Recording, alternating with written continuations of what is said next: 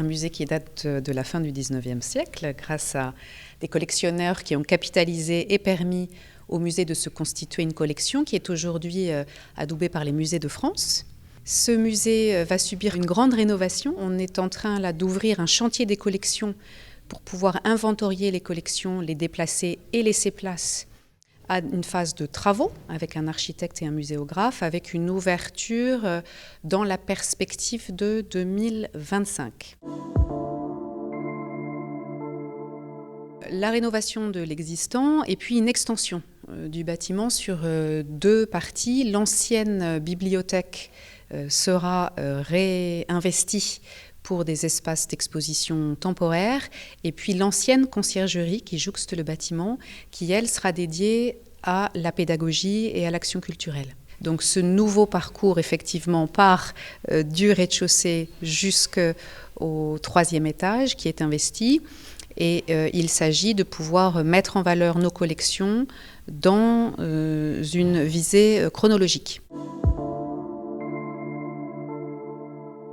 Les équipes, effectivement, inventorient, retracent, photographient, mettent en caisse l'ensemble des objets. Il y a identifié 7000 œuvres au sein des collections du musée. Je dis identifié parce que finalement, en démarrant le chantier des collections, les équipes se sont aperçues que tous les objets n'étaient pas inventoriés.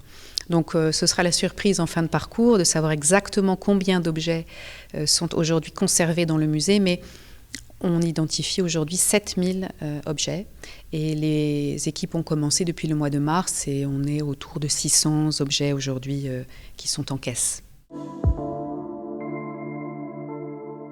Nous intégrons effectivement un mémorial de la déportation et de la résistance en Vendée qui traitera donc de la déportation et de la résistance sur la période de la Seconde Guerre mondiale. C'est une histoire qui a été peu traitée pour notre département et là dans le bassin du sud du département. Donc on défriche quelque chose qui est essentiel et nous rassemblons avec l'ensemble des partenaires intéressés au projet aujourd'hui des documents, des objets, et nous avons lancé récemment un appel à collecte pour que les Vendéens puissent nous dire s'ils ont des objets ou des documents qui intéressent cette période et qu'ils souhaiteraient voir conservés pour la richesse de l'histoire dans un musée de France. Donc c'est un projet collectif qui nous engage et qui finalement participe à ce qui je crois est impérieux pour nous tous, c'est le devoir de mémoire.